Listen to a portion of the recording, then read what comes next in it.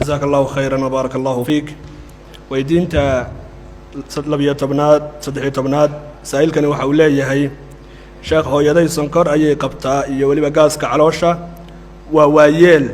قلين دور تيرك شيء هذا سنتو إسبيتال بالاديك يا مدبل أما لبابل تضبطي سنة إلى صودا في ويكحنو سنة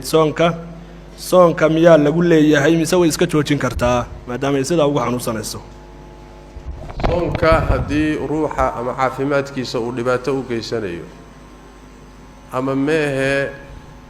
mashaqadiisa iyo dhibku kala kulmayo uu zaa'id yahay dhibaatada muctaadka iyo caadiga cibaadaadka ku jirta wax ka siyaasan haduu kala kulmayo markaasi soonku waa ka dhacaya haddaan la rajaynaynin inuu ka soo reyn doono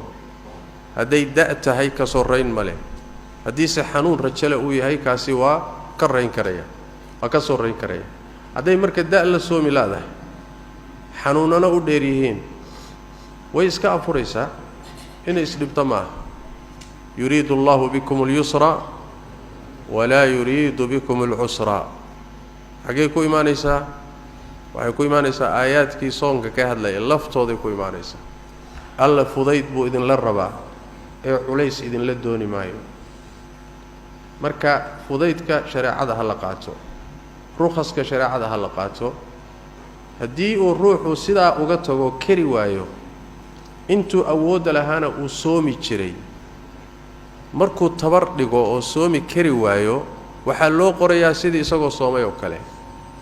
ilaahay ajirkaaga dayici maayo sida nabigeena ka sugan salawaatu rabbi wa salaamu alayhi ruuxii xisbigiisa ka seexda cibaadadu sameyn jiro hurda ka tagsiis ama ka safra ama xanuun iyo wax ka tagsiiyaan waxa loo qorayaa sidii isagoo sameeyo kale marka kalsoonida adoo qaba waxa la rabaa hadanaada ruqsada shariicada qaadato marka ha isdibin isbitaal ha u gelin